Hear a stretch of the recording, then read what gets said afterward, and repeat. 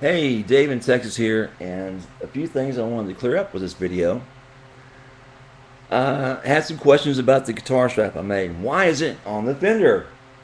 We thought you made that guitar strap by hand to be used on the Telecaster.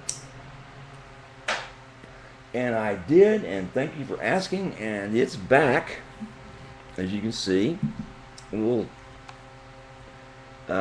Texas Ranger dowels, or little badge type things, Texas Ranger badges. Anyway, it's back on there again.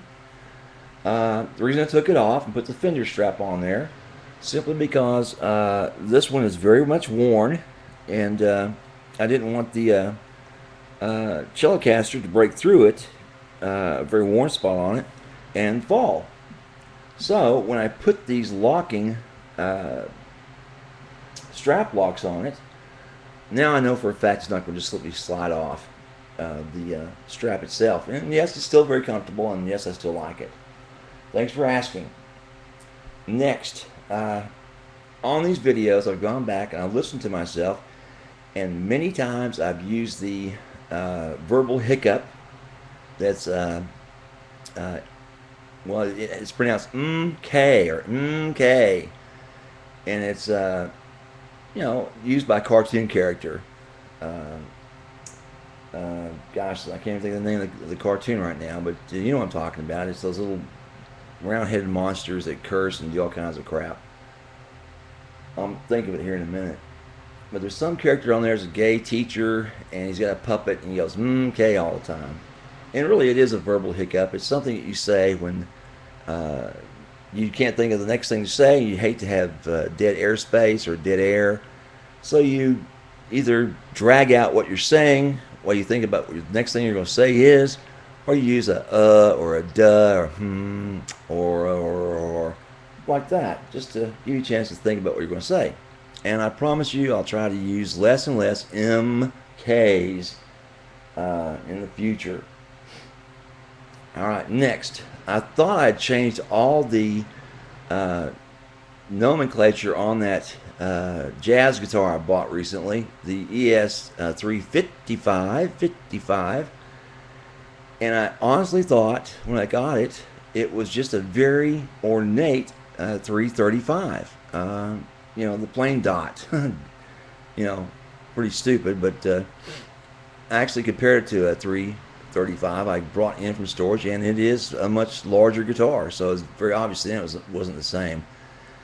And I have never owned a 355.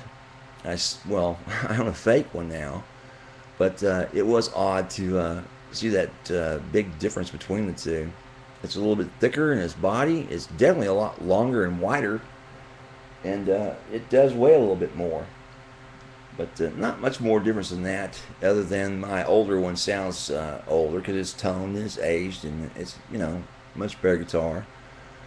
But the 355 from China, it's getting there. I'm currently going to have to change out some potentiometers on it. The ones I put in there were long shaft Gibsons, and I broke the tip off of one that it's called a split shaft.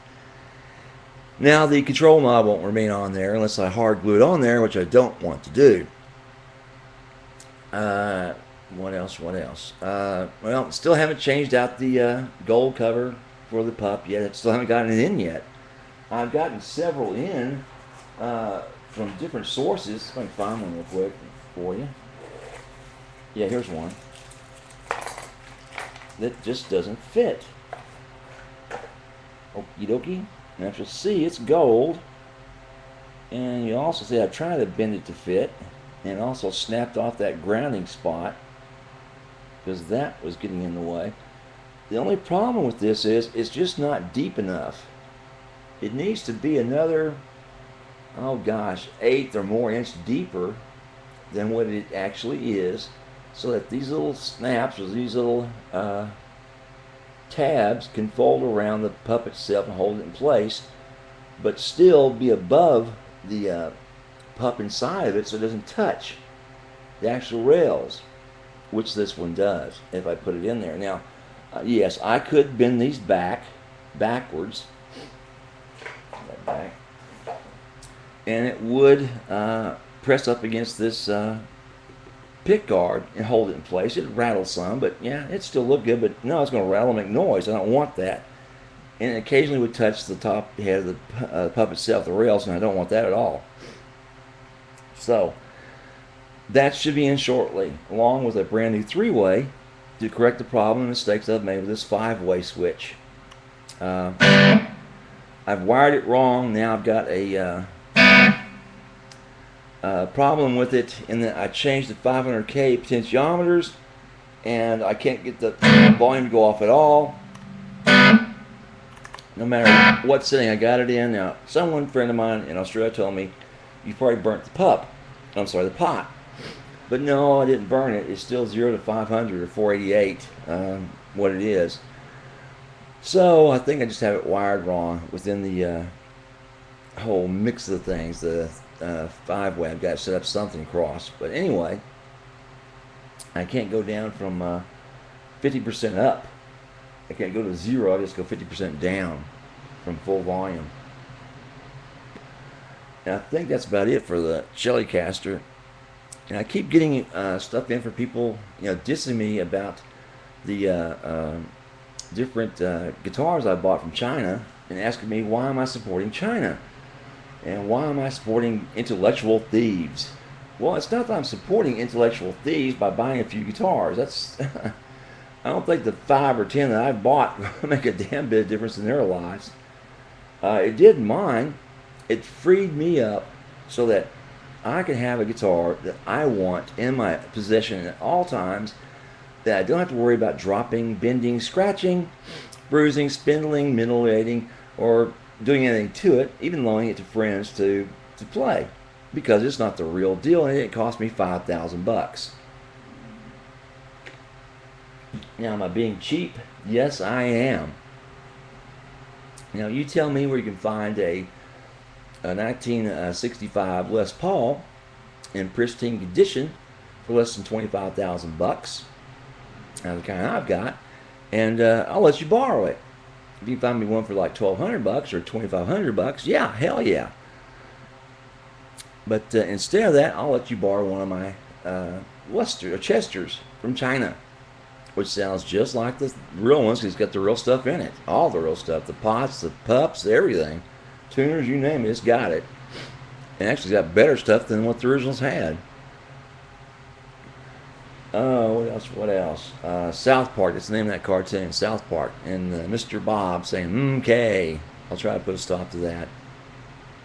I told you about the 355 versus 335. Now, something's very important for those recording on YouTube and doing videos is you got to think about this. Every time I recorded music directly from my guitar, my amp,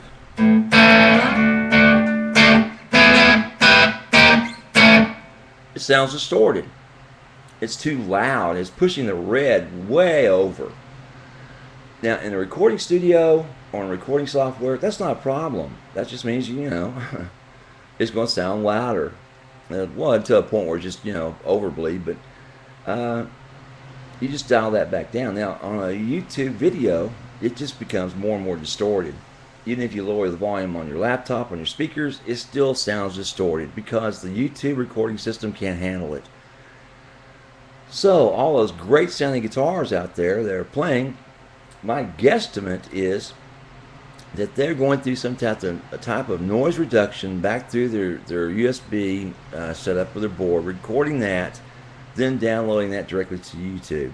Instead of recording directly into YouTube, they're downloading into YouTube, which I've come to find out that does make a major difference on some private videos I've made of me playing.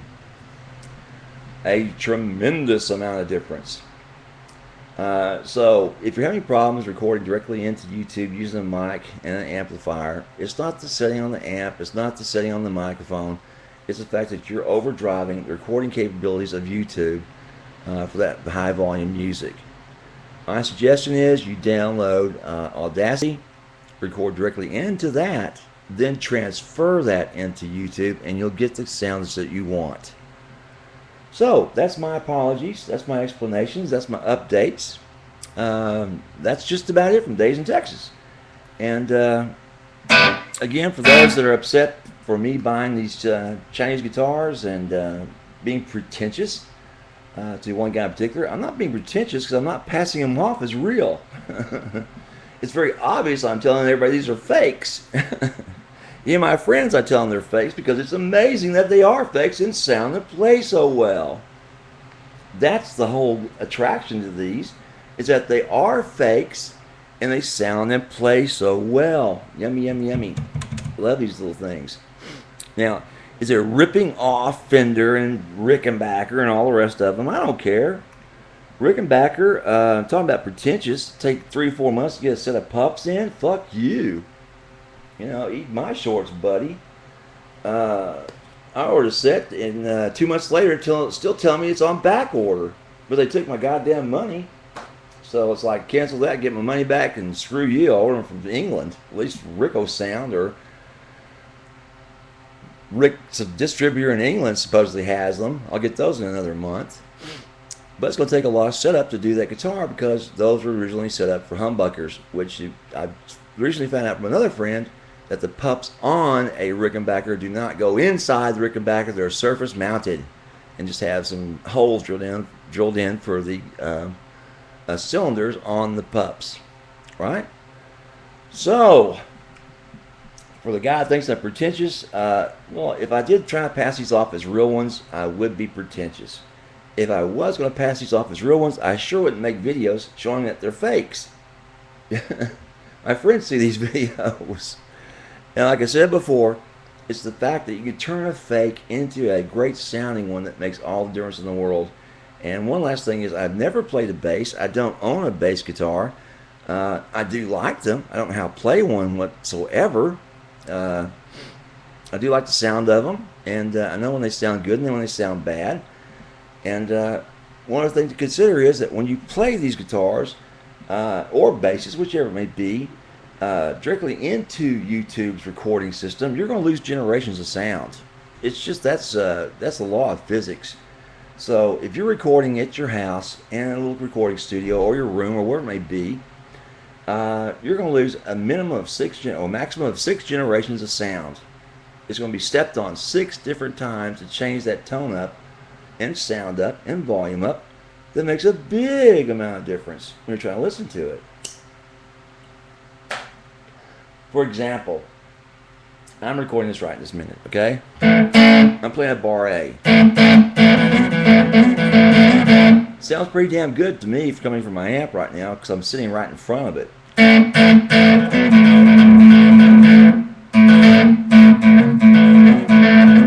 can hear the highs, I can hear the lows, I can hear all of it. And it's projecting pretty good.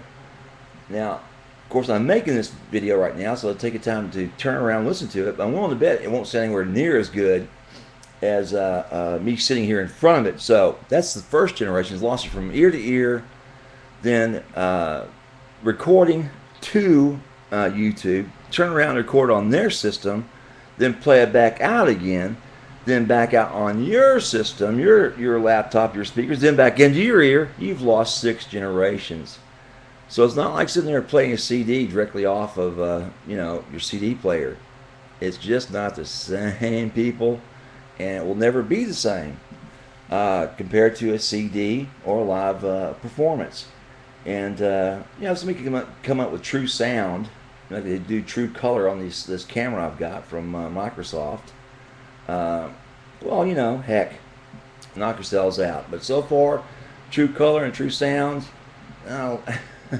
I don't think they really exist because I'm looking at a camera I paid a few bucks for, and this would be true color.